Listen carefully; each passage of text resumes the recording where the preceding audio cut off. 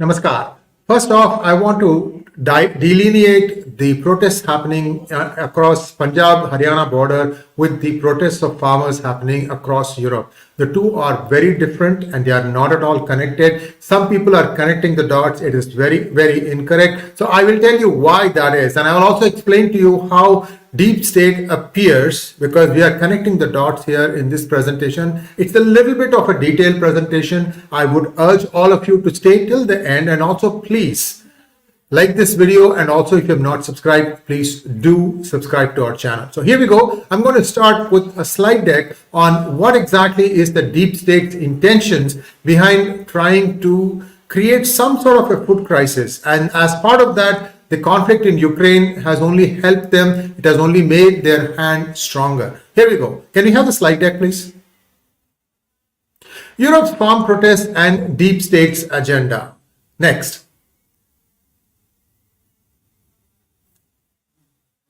So why are the farmers protesting in the streets of Paris as well as in Germany, in many, many towns? They are bringing tractors in and they are protesting. What exactly is going on? Well, this is something because of the EU policies. You might remember that United Kingdom finally gave up on trying to fall in line with these EU policies. That's why the Brexit happened. We remember that. So now many other countries, because of this EU body setting rules for all the countries, they are finding that anybody who has an agenda can just influence this body and get whatever things they want as rules made that will apply to the entire European Union. And the farmers are seeing that they are getting the short end of the stick. And I'll explain to you why that is happening. First of all, the farmers are, primarily in France and Germany, because these are the bigger producers of agriculture. Many other countries are there, but they are not in the same scale as France and Germany. So we have to look at these two countries and what led the farmers to come up to their cities to explain why they are protesting. They are saying some of the new EU policies will make them get out of business. Why will they go out of business? Let's take a quick look. Next one, please. In most countries, farmers say they are not paid enough and are choked by taxes. By the way, guys, more or less 50% of what you make gets taxed in Europe. Again, people will kill me and say, no, mine is only 34%. Look, anything beyond 10 to 12%, personal income tax is pretty high in my opinion. And unfortunately for the farmers of Europe, they have to still pay income tax, unlike the farmers of India who don't pay income tax and they demand everything and anything. In most countries, the farmers say they are not paid enough. They are choked by taxes and red tape and excessive environmental rules and blame cheap food imports. Where did the cheap food imports come from? Just watch. Next one, please. Large amounts of imports from Ukraine, for which the EU has waived quotas and duties since Russia's invasion, and renewed negotiations to conclude a trade deal between EU and South American bloc has made the farmers suffer because the pricing of the food from these places is much lesser than what they can produce it for. You have to understand one thing. So you can say, well, your production is not efficient enough, but that doesn't tell the entire story. Can we turn off the overlay, please? And the farmers resent the imports because they say they put pressure on European prices while not meeting environmental standards imposed on EU farmers. Just keep this in mind. Somebody who is producing rice, wheat, anything else in, say, South America will not be subjected to the same environmental restrictions as the farmers of Europe. That's one of the reasons why the prices go up. Of course, the standard of living in Europe is higher. Therefore, the cost of production of grains is also going to go up. The way this was being balanced was that EU had quotas. Like, for example, Ukraine could only sell so much per country in the EU. And that is now being broken down because they're saying, well, Ukraine needs money, therefore you need to take down all these boundaries. So suddenly what is happening is that European EU farmers are now being forced to accept cheaper imports, and they don't have a way of selling their produce. The alleviation of that has not happened. On top of that, the sanctions that have been placed by United States and EU on Russia has made it impossible for some of them to even pay basic bills like electricity bills, heating bills, gas bills, and so on and so forth. These are becoming a huge problem. They feel that the cheaper imports will completely engulf them and devour them. Nitrogen emissions are being looked at. Small and medium farmers are saying that they are being arm twisted and forced to sell or lease their lands to MNCs, and that they think will completely wipe them out because it's a one-time sale, right?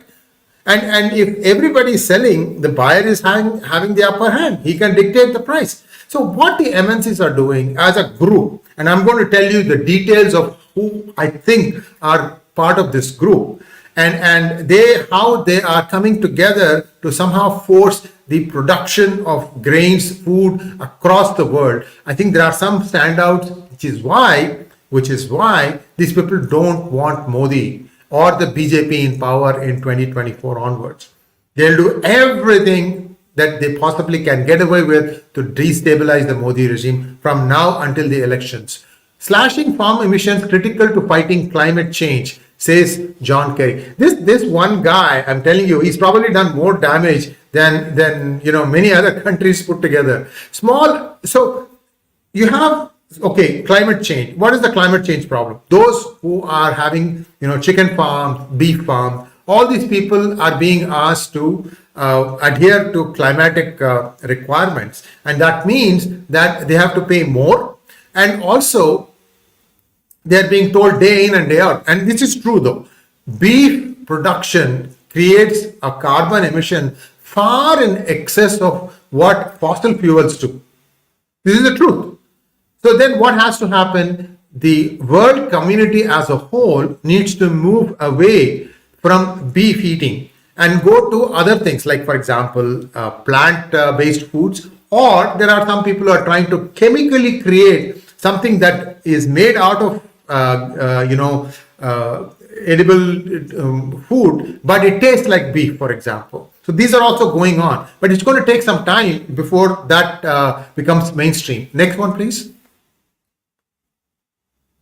So fallow land. Fallow land is, in my opinion, land that can be cultivatable, but being asked to leave it for something. Don't use this part of your land. Like 10%, you leave it for fallow because we want to keep it for something else. What is that? They are saying that there is EU. If you want EU subsidy, then you need to set aside so much land and you should not cultivate there. So this is something that they are saying that is because of excessive bureaucracy, and French farmers say that their government compounds by over-complicating implementation. On the one side, the carrot is that they will give you subsidies. The stick is that you cannot cultivate the entire land that you have. You need to leave some out. And the Commission this week responded by exempting EU farmers for 2024 from the requirements to keep some of their land fallow, not using it for a period of time, while still receiving EU farm support payments, and they would need to instead grow crops without applying pesticides.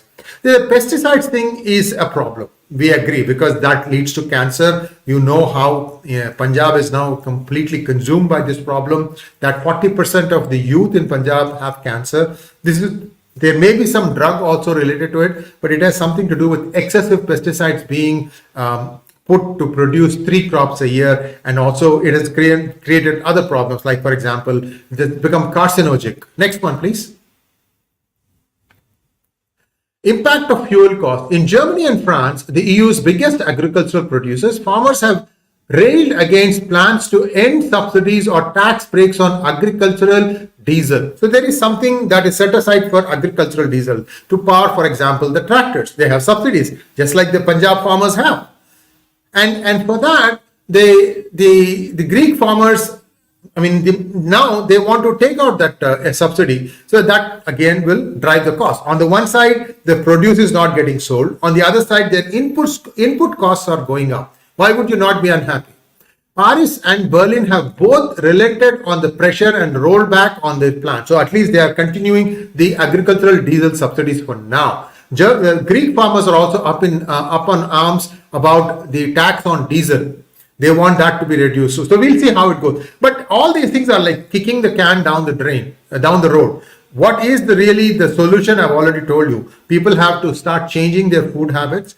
Especially consumption of beef is one of the things. I'm talking not about farmer having 5 or 6 beef that they once in a while they'll kill one because it has become unproductive. I'm talking about beef farms, and these things I have seen some in the United States. From 5 miles out, you can smell them before you even see them, and they're all given like enough space for the beef for the cow to just stand. And that's all. They have to sleep standing. Probably they can sit down with difficulty, and they optimize the thing. They feed him some stuff that will make them fat, and then they kill them. But in doing this process, the amount of carbon emission that takes place is unbelievable. Professor Arvi and I did a couple of programs on this early on, like 6-7 years ago, saying that beef is the biggest footprint for carbon, and people don't want to admit that. And instead, they go about it in a roundabout way. Next one, please. Protests are now spreading. They are not just limited to France and Germany. They are spreading to Italy, Spain, Romania, Poland, Greece, Germany, Portugal, and the Netherlands. It started with France. So that's why I didn't put, I've been mentioning loosely both Germany and France. But these are the 2 biggest producers there. That's where you're going to see the maximum amount of noise. Next one, please. What exactly is the deep state up to? So through EU, some legislation is being passed. Is it something that the deep state is instigating? That is the question we're going to try and answer in this part of our slide presentation. It is really scary that the deep state is attempting worldwide to take over the entire food chain, including agriculture, farming, water management, seeds, fertilizers, pesticides, trading, etc. If you start somebody, they're going to listen to you no matter what kind of rule you'd say, because they have to live. The need to live will essentially override everything else. Didn't Gandhi say that even God cannot talk to a hungry man except in terms of food? That's the point. Next one, please. Some of the big deep state funded entities are Cargill Incorporated, BASF, Archer Daniels Midland Company, ADM, Bayer AG, Wilmar International, Bunge Limited, Nutrien Limited, 𝗣𝗚 AG, Associated British Foods PLC, and CHS Incorporated. If you look at this previous thing, I told you about all the different sectors in food production, right? Pesticides, seed companies, so on and so forth. Everything is covered here. Next one, please. In place of loans given by the USA government through the deep state military industrial complex for arms and ammunition at 60% of the actual cost to Ukraine. So there are some hanky-panky things going on here, trying to, play with numbers, if you will. And you can look at this in more detail. You'll have to pinch your screen to look at that. And we're going to try and give you all the links that we have used to put together this story in the description section. So you can go and read that at leisure, because there's many more things that are coming up. BlackRock plots to buy Ukraine. This is the other interesting thing. Zelensky, the president of Ukraine, has mortgaged 30% of the land area of Ukraine, mainly very fertile agri land of Ukraine, to these entities through BlackRock Ventures. Next one.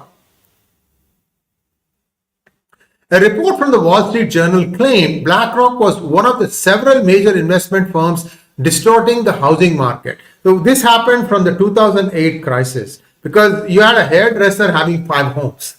Hairdresser, 5 homes. That was the kind of extreme loan giving that was taking place in the United States. So what happened was, when the thing crashed, when the real estate market crashed, a lot of homes came for dirt cheap. So some of these companies who had a lot of money have gone and bought up all these homes. And they are sitting on a big pile of homes, and then they try to dictate the price of what price the homes have to sell. The only way to break this is the people who are investing in BlackRock take out their money, in which case the BlackRock management will be forced to offload these assets at a low price. But then that's the thing. I mean, between BlackRock, Vanguard and State Street, I've told you this, their combined management asset value is $23 trillion, almost the same as the GDP of United States. Too big. You can't touch them anymore. The report laid out how BlackRock and firms like it are using their massive amounts of capital to buy up single-family homes, jacking up prices in the process. Memorandum of Understanding was signed by the Ukrainian Ministry of Economy and BlackRock Financial Markets Advisory in DC on November 10th, 2022. The promo said that BlackRock FMA would advise the Ukrainian government, specifically the Ministry of Economy, on an investment resulting for the reconstruction of Ukraine's economy. Destroy it and then go back and say, we are going to help you rebuild the country and make money in the process. Next one. Deep state are dumping dirt cheap Ukraine grains into the neighboring countries of East Europe, which is affecting the agri farmers and the markets of these countries and making them bankrupt. This is actually where I started out, right? Next one. Bayer is to invest a total of 60 million euros in its Ukraine seed production site. USAID announced that USAID's Agricultural Resilience Initiative, Agri Ukraine, is expanding its partnership with Bayer. Bayer will provide an additional 15.5 million investment in Ukraine for innovative technology, new donations of high quality seeds and farmer safety campaign. A new report from the Oakland Institute exposes the stealth takeover of Ukrainian agricultural land known as the breadbasket of Europe. Yeah, breadbasket of Europe. The report found that as a consequence, 28% of the country's arable land, that is agricultural land, was acquired by oligarchs and large agri-businesses, with the largest landowners controlled by foreign actors. Next one, please. Ukraine's most landholding firms are substantially indebted to the World Bank and the European Bank for Reconstruction and Development, which have invested close to $1.7 billion in the sector in recent years, giving them financial stakes in agri businesses. This raises larger questions considering Ukraine's ban on foreign ownership of land. So, any foreigner cannot own land in Ukraine, but that doesn't apply to BlackRock? What is going on here? Ukraine's crippling debt is being leveraged by financial institutions to drive post-war reconstruction towards further privatization and liberalization in several sectors, including agriculture. Next.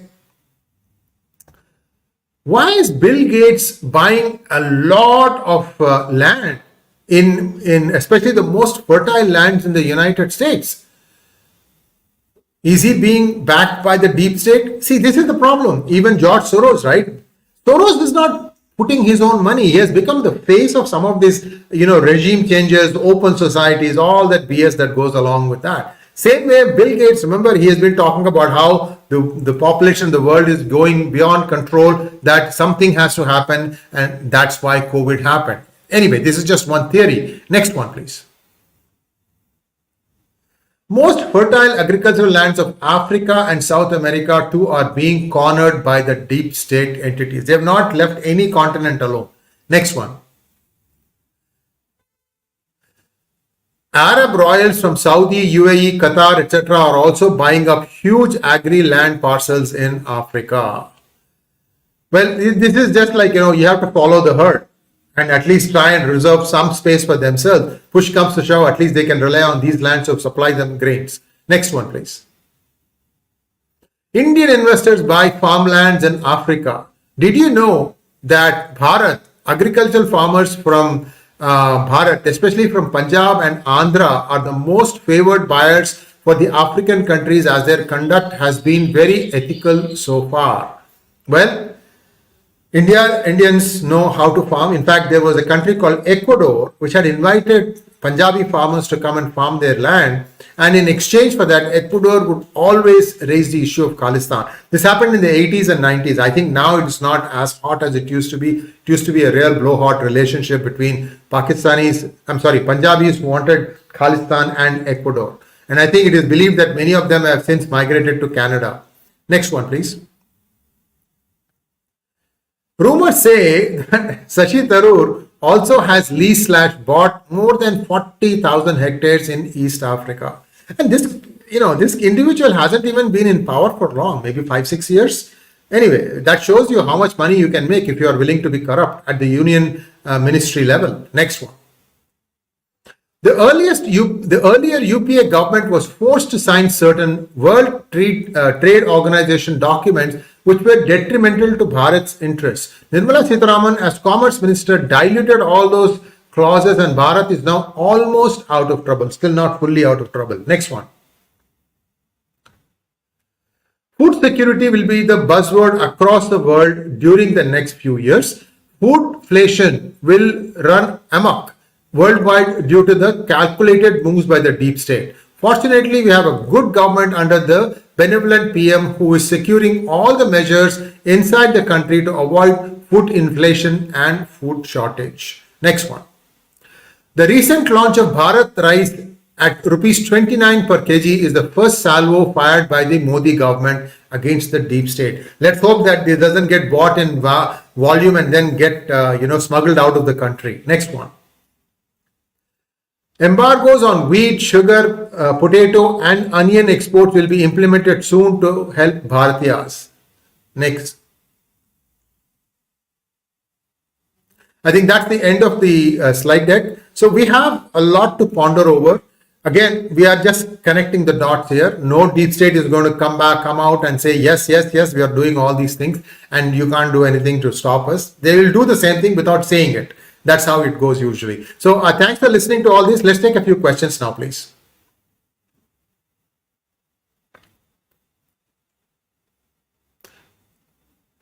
Jairam Gopalan Iyer wants to know, deep state fears Bharat? No, deep state does not fear anyone. I mean, they are too big to be afraid of anybody. They've been running the world for the past several hundred years, 200-300 years easily. What they want, they'll try and achieve. For example, what do you think is happening in Myanmar? All that unrest. Is it possible that they are trying to flood India with immigrants, illegal immigrants? It's very, very cheap for them to do that, or even instigating this farmer unrest in Punjab. See, there is a law that says that tractors cannot be plied on national highways. Then why did the Punjab government did not stop these people as soon as they got on the highways? Bhagwan Singh Man, stop drinking for a few minutes. Try to answer some of these questions. Magnet Ranga wants to know. I'm sorry, I missed the last question. Yeah, thank you. Magnet Ranga wants to know, Jai Shri Ram, when the deep state is supposedly controlling the government itself, why is there a need for protest to achieve their own agenda? No, farmers are a proud group of people. They would like to work. They would like to work and raise crop, sell it and make a profit. What is wrong in that? What will they do? If cheap imports flood, then they stop farming. And within a few years, nobody knows how to farm. Is that what you want to bring?